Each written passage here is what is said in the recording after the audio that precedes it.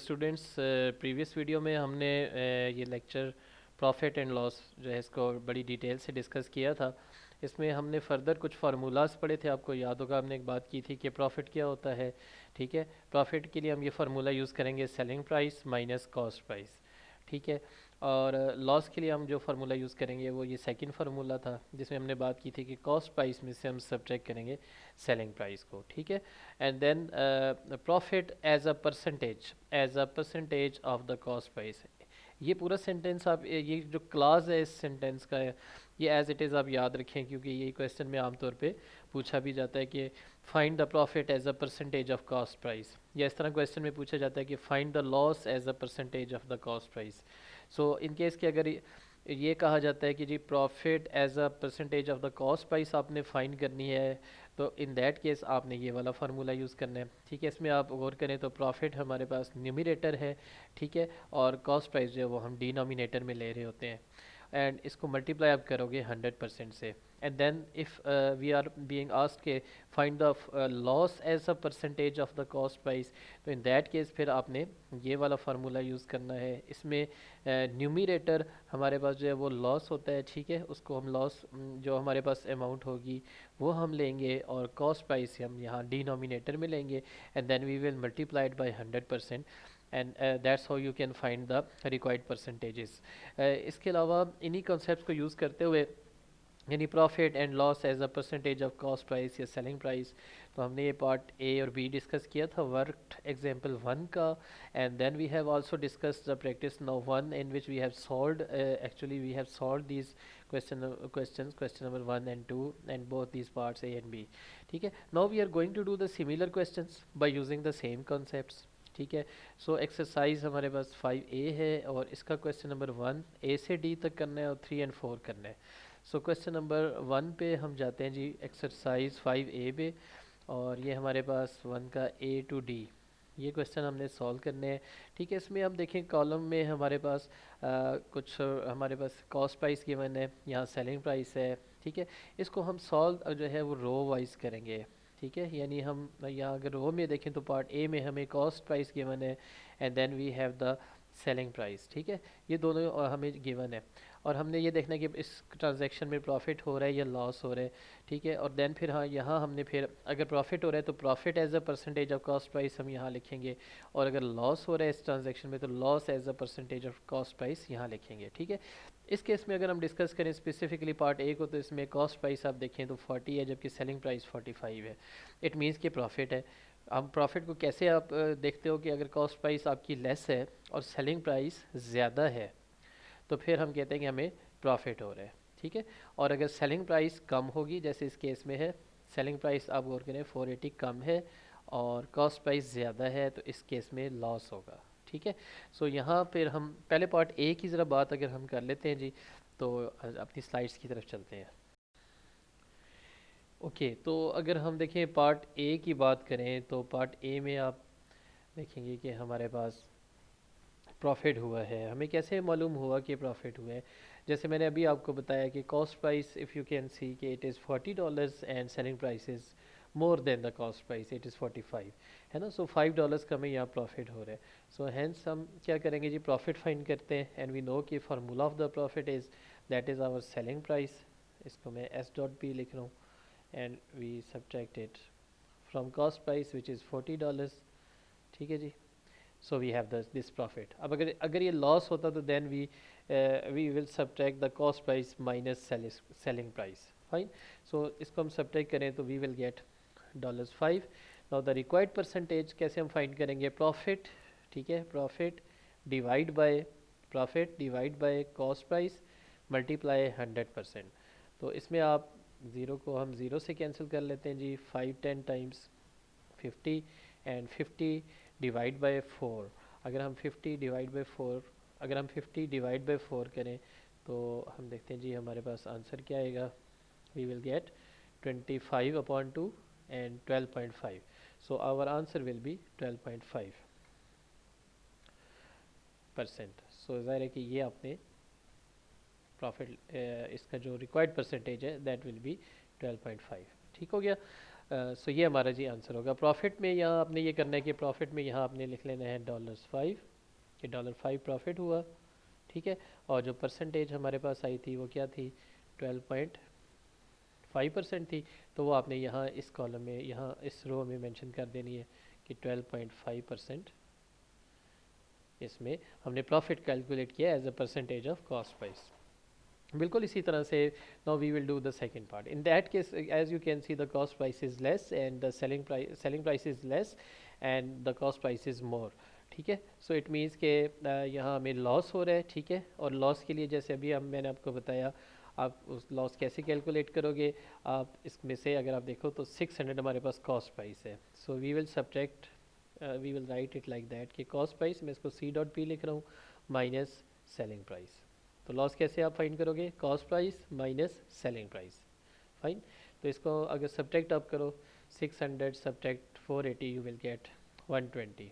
तो यहाँ $120 जो है वो लॉस हुआ है, जिसको फिर हम यहाँ मेंशन कर सकते हैं कि $120 लॉस हुआ है। तो रिक्वायर्ड परसेंटेज कैसे आप फाइंड करोगे, यहाँ आप लॉस लिखेंगे न्यूमरेटर में, डिनोमिनेटर में you will write cost price, क्योंकि आप फाइंड कर रहे हो loss as a percentage of cost price, ठीक है। सो यहाँ कॉस्ट प्राइस आ गई हमारे पास 600 और मल्टीप्लाई 100%। नाउ ये 2 ज़ीरोज़ आप इन 2 ज़ीरो से कैंसिल करें एंड 120 डिवाइड बाई 6 जब आप करेंगे, तो मैंने इसको पहले से कैलकुलेट किया हुआ है, आप ज़रूर इसको कैलकुलेट करके चेक भी कीजिएगा। So your answer will B 20%। तो ये हमारा आंसर आ जाएगा $120। तो ये लॉस हो गया, और जो हमारा loss as a percentage of cost price है दैट इज़ 20%। इस तरह से आपने बाकी सारे क्वेश्चंस भी करने हैं। बहरहाल हम पार्ट्स ही सॉल्व करते हैं जी, जिसमें कॉस्ट प्राइस हमें गिवन है और हमें यहाँ ये बताया गया है कि प्रॉफिट हुआ है कितना, 4%। अब 4% का मतलब क्या होगा, 4% को हम लिख सकते हैं 4 डिवाइड बाई 100, ठीक है। लेकिन ये ज़हन में रखिए कि जब प्रॉफिट या लॉस होता है तो वो हम एक्चुअली 100% पे ले रहे होते हैं। फॉर एग्जांपल अगर देखें, मैं इस तरह बार से आपको शो करूं कि फॉर एग्जांपल अगर ये हमारे पास 100% प्रॉफिट है, 100% प्रॉफिट है यहाँ से लेके यहाँ तक, और फर्दर फिर 4% प्रॉफिट हुआ, ठीक है, ये 4% हो गया, तो ये 104% इसमें ऐड हो गया इस 100% में, ठीक है। तो तब हमारे पास ये टोटल प्रॉफिट जो है यहाँ से लेके यहाँ तक आएगा, इधर से लेके यहाँ तक। सो दैट विल बी 104%, ठीक है। और फिर 104% को हम 104 डिवाइड बाई 100 लिख सकते हैं, ठीक है। So this is what we are going to do.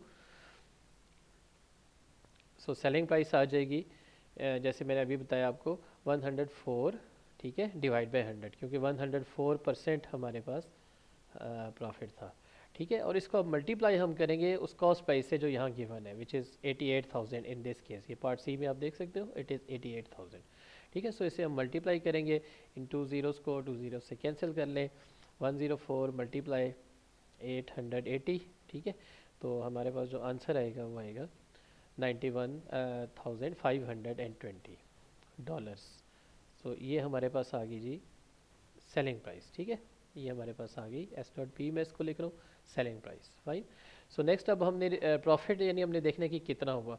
तो ये जो सेलिंग प्राइस है, वी नो कि प्रॉफिट हम कैसे कैलकुलेट करते हैं, selling price subject cost price. Cost price जो गिवन थी 88,000, सब्ट्रैक्ट करेंगे इसमें से, तो सेलिंग प्राइस में से, तो हमें ये प्रॉफिट मिल जाएगा 3,520, ठीक हो गया। अब हम डी पार्ट की तरफ जाते हैं। इसमें भी अगेन हमें कॉस्ट प्राइस तो गिवन है, लेकिन यहाँ अगर आप देखें तो लॉस गिवन है। अब जिस तरह प्रॉफिट जो था यहाँ आपने देखा कि हमने ऐड किया था 100% में, तो लॉस अगर होगा तो सब्ट्रैक्ट करेंगे 100 में से, ठीक है।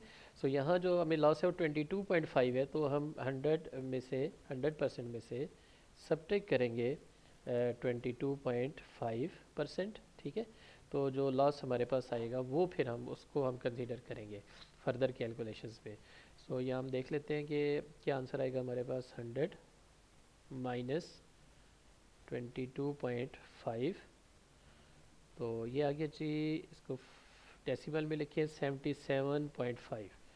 सो यहाँ लॉस आ गया जी 77.5%, और फिर इसको हम यूँ लिख सकते हैं 775 डिवाइड बाई 100, ठीक है। तो इस तरह से हम इसको सॉल्व करेंगे। तो चलें देखते हैं जी, नेक्स्ट पार्ट पे चलते हैं। हमारे पास यहाँ 77.5 है, सॉरी ये मैंने यहाँ 775 लिख लिया, दैट इज़ 77.5 था, यहाँ डेसिमल लगाइएगा। तो ये आ गया जी 77.5/100, ठीक है, बिकॉज 77.5% जो था उसको हमने लिखा 77.5 डिवाइड बाई 100, ठीक है, और मल्टीप्लाई हम इसको कराएंगे उस कॉस्ट प्राइस से जो हमें गिवन है। अब नाउ ये इसको आप ज़ीरो को कैंसिल कर लेते हैं ज़ीरो से, और इसको मल्टीप्लाई करें 77.5 को 568 से, और डिवाइड करें 10 से। तो इसको कैलकुलेशन मैंने पहले से की हुई है जी, इसका आंसर हमारे पास आएगा $4,402। तो ये हमारे पास आ गई सेलिंग प्राइस। अब चूँकि इसमें उसने बता दिया हमें कि पहले ही बता दिया कि लॉस हो रहा है, और लॉस हम कैसे कैलकुलेट करते हैं, लॉस हम इस तरह से करते हैं कि cost price subtract selling price, S dot B selling price, C dot B cost price, ठीक है। तो लॉस क्या होगा, cost price minus selling price, इनको सब्ट्रैक्ट करेंगे and we will get this answer. तो ये हमारा जी आंसर आ जाएगा पार्ट डी का, ठीक हो गया। नेक्स्ट जो है वो हमारा क्वेश्चन जो है वो क्वेश्चन नंबर 3 हमने करना है। सिमिलर क्वेश्चन हम कर रहे हैं।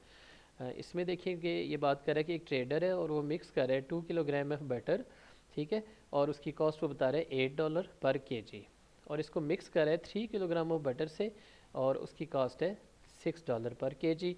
फिर आगे ये है कि if he sells the mixture, यानी वो इस मिक्सचर को सेल कर रहा है एट अ प्राइस 2.55, लेकिन पर केजी की बजाय पर 250 ग्राम्स में करें। तो हमने जब कैलकुलेशन करेंगे तो हम किलोग्राम्स को ग्राम्स में कन्वर्ट करेंगे, इसे डिवाइड कर देंगे, 1000 को 250 से डिवाइड करेंगे।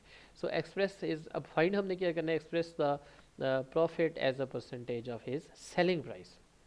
सो अब हमने ये फाइंड करना है, तो चलें इसको स्टार्ट करते हैं जी। सबसे पहले जो हमें गिवन है कॉस्ट प्राइस ऑफ 5 kg हम फाइंड करेंगे, ठीक है। तो देखिए एक जो था वो, अगर आप देखें यहाँ क्वेश्चन में कि 2 किलोग्राम ऑफ बटर था और उसकी कॉस्ट थी 8 kg। सो ये 2 मल्टीप्लाई आप 8 से करोगे, और फिर 3 किलोग्राम ऑफ बटर है जिसकी कॉस्ट है $6 पर kg।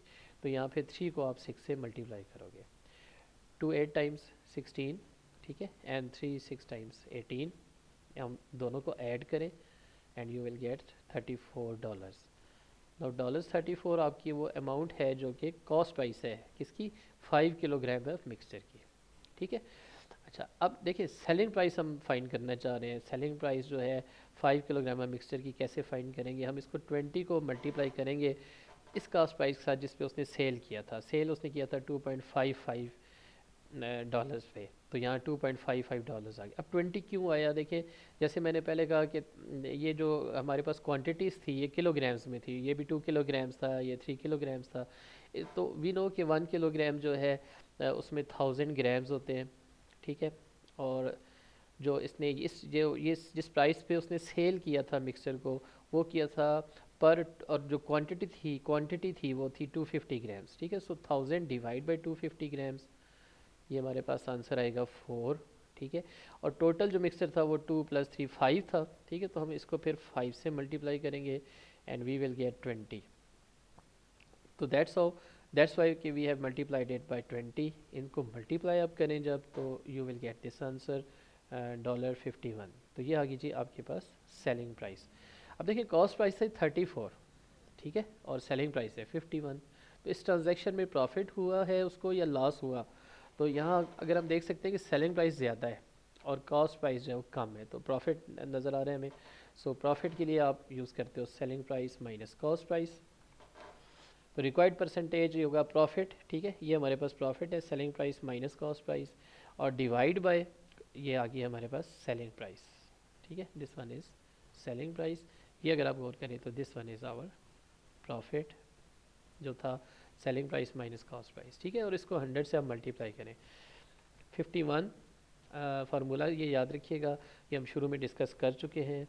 51 सब्ट्रैक्ट 34 17 आ जाएगा, ठीक है। उसको मल्टीप्लाई आप करें 100 से एंड डिवाइड बाई 51, तो आपका आंसर जो है वो ये आएगा 33 होल 1/3। ये फाइनली आपका आंसर आएगा, ठीक हो गया जी। अच्छा अब इसमें लास्ट सिमिलर क्वेश्चन में क्वेश्चन नंबर 4 हमने करना है, जो ये है हमारे पास। इसमें कहते हैं एक फ्लोरिस्ट है जिसके पास फ्लावर्स हैं, ही बाइज द रोजेज़, उसने कुछ गुलाब के फूल बाई किए, ख़रीदे, और किस तरह से ख़रीदे, $18 में ख़रीदे पर डज़न, यानी एक दर्जन रोजेज़ उसने ख़रीदे, क्वांटिटी 1 डज़न थी, ठीक है, और वो $18 में उसने परचेज़ कर लिए। Now if she sales them at $120, अब उसने इनको सेल किया, रोजेज़ को सेल किया इतनी अमाउंट पे, express her loss as a percentage of selling price, her selling price, ठीक है। सो अब हमने इसमें लॉस कैलकुलेट करना है।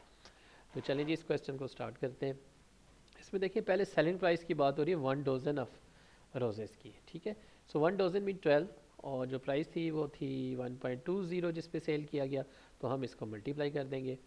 सो 12 into 1.20 you will gate dollar 14.40, तो ये हमारे पास अमाउंट आ गई सेलिंग प्राइस, ठीक है, selling price of 1 dozen of roses, ठीक है।